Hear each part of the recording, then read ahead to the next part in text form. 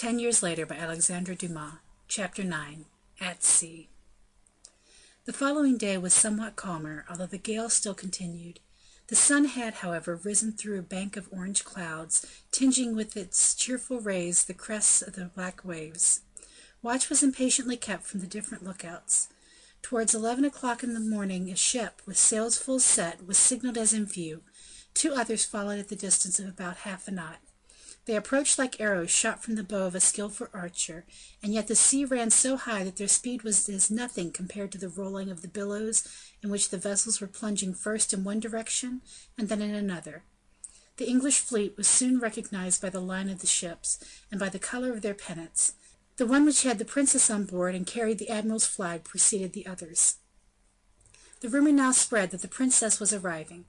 The whole French court ran to the harbor, while the quays and jetties were soon covered by crowds of people.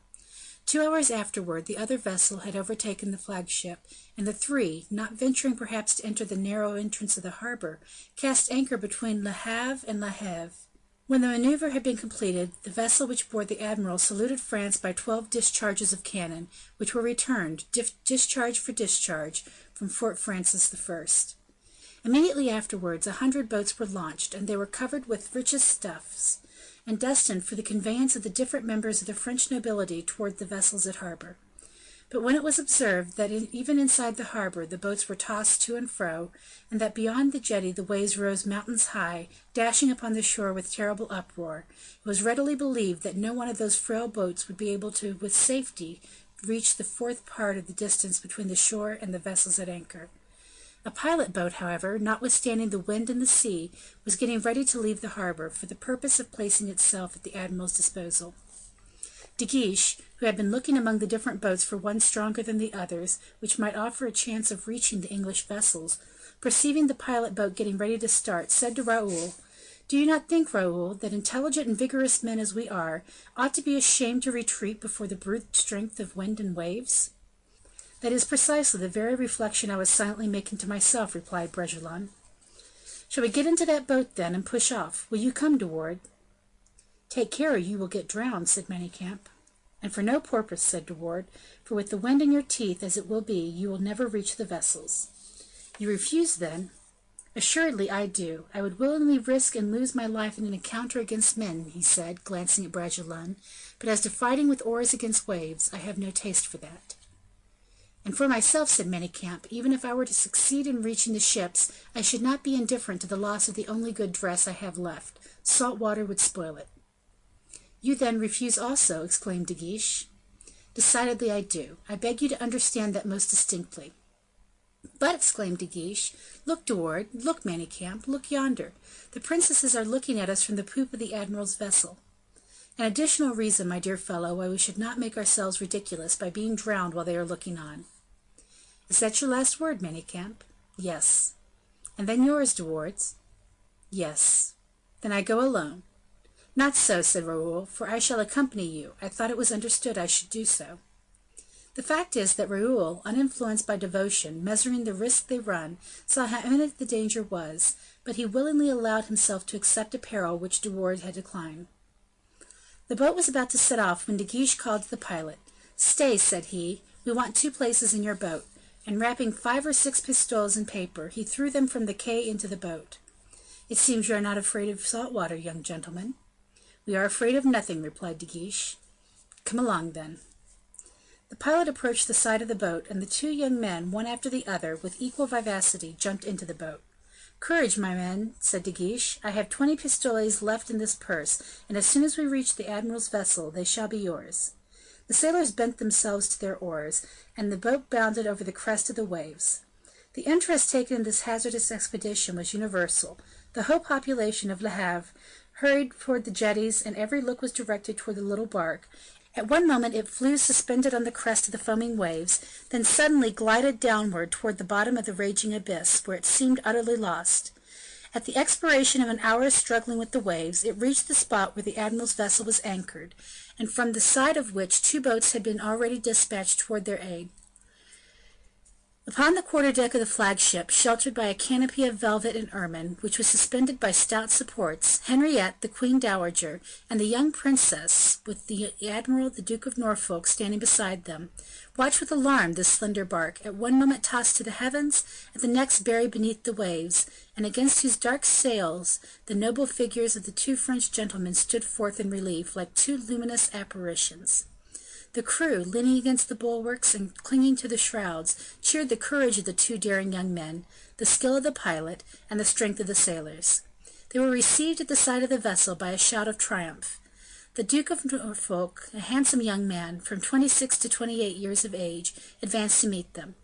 De Guiche and Bragelonne lightly mounted the ladder on the starboard side, and, conducted by the Duke of Norfolk, who resumed his place near them, they approached to offer their homage to the princess.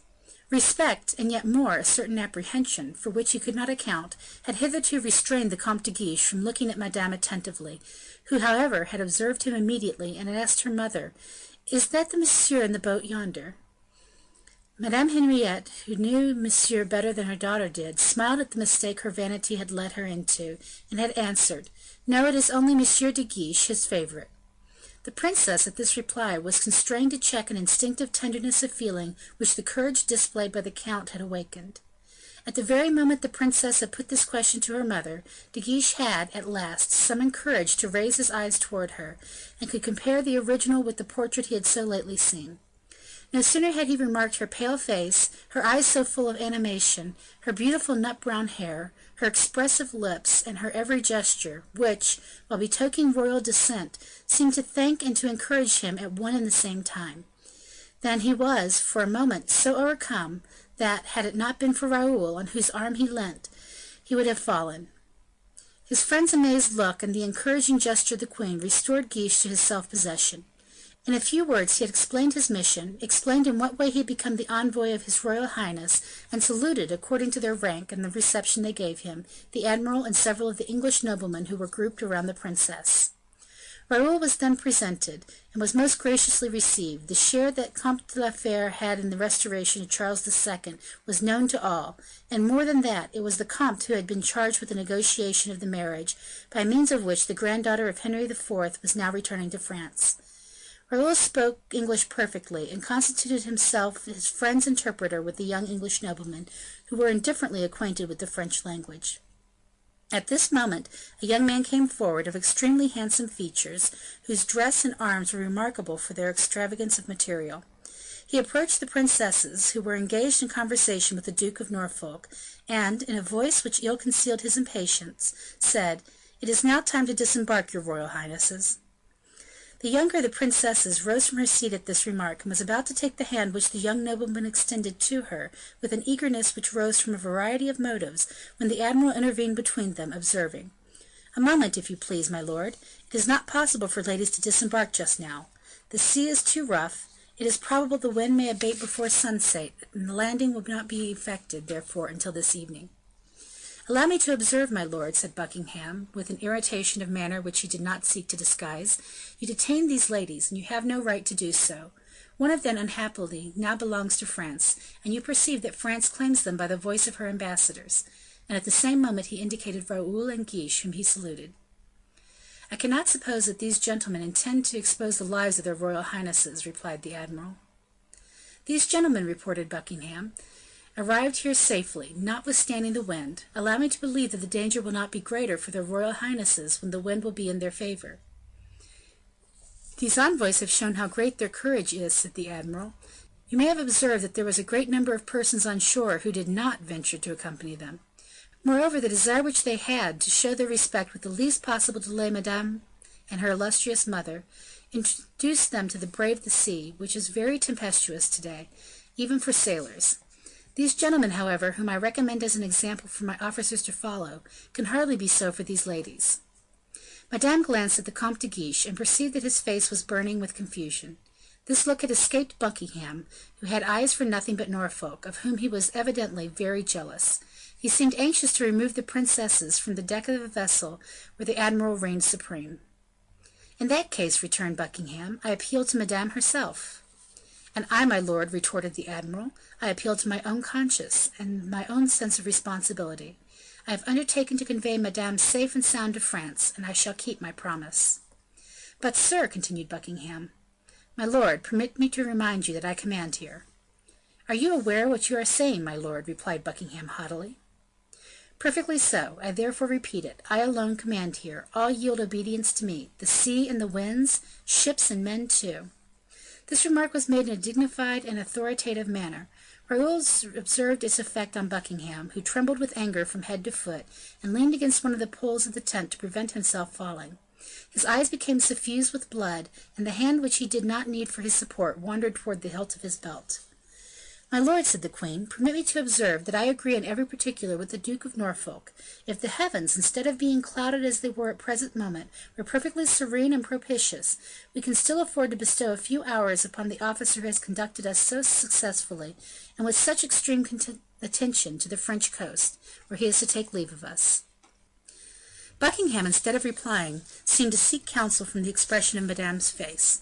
She, however, half concealed beneath the thick curtains of the velvet and gold which sheltered her, had not listened to the discussion, having been occupied in watching the Comte de Guiche, who was conversing with Raoul. This was a fresh misfortune for Buckingham, who fancied he perceived in Madame Henrietta's look a deeper feeling than that of curiosity. He withdrew, almost tottering in his gait, and nearly stumbled against the mainmast of the ship. "The duke has not acquired a steady footing yet," said the queen mother in French, "and that may possibly be his reason for wishing to find himself on firm land again." The young man overheard this remark, turned suddenly pale, and letting his hand fall in great discouragement by his side, drew aside, mingling in one sigh his old affection and his new hatreds. The admiral, however, without taking any further notice of the duke's ill humor, led the princesses into the quarter-deck cabin, where dinner had been served with a magnificence worthy in every respect of his guests. The admiral seated himself at the right hand of the princess, and placed the Comte de Guiche on her left. This is the place Buckingham usually occupied, and when he entered the cabin, how profound was his unhappiness to see himself banished by etiquette from the presence of his sovereign, to a position inferior to that which, by rank, he was entitled to. De Guiche, on the other hand, paler still perhaps from happiness than his rival was from anger, seated himself tremblingly near the princess, whose silken robe, as it lightly touched him, caused a tremor of mingled regret and happiness to pass through his whole frame. The repast finished, Buckingham darted forward to hand Madame Henrietta from the table, but this time it was De Guiche's turn to give the duke a lesson. "Have the goodness, my lord, from this moment," said he, "not to interpose between her royal highness and myself. From this moment, indeed, her royal highness belongs to France, and when she deigns to honor me by touching my hand, it is the hand of Monsieur, the brother of the king of France, she touches." And saying this, he presented his hand to Madame Henrietta with such marked deference, and at the same time with a nobleness of mien so intrepid, that a murmur of admiration rose from the English, whilst a groan of despair escaped from Buckingham's lips. Raoul, who loved, comprehended all. He fixed upon his friends one of those profound looks which a bosom friend or a mother can alone extend, either as protector or guardian, over the one who is about to stray from the right path. Towards 2 o'clock in the afternoon the sun shone forth anew, and the wind subsided. The sea became smooth as crystal mirror, and the fog which had shrouded the coast disappeared like a veil withdrawn before it. The smiling hills of France appeared in full view, with their numerous white houses rendered more conspicuous by the bright green of the trees or the clear blue sky. Chapter 9.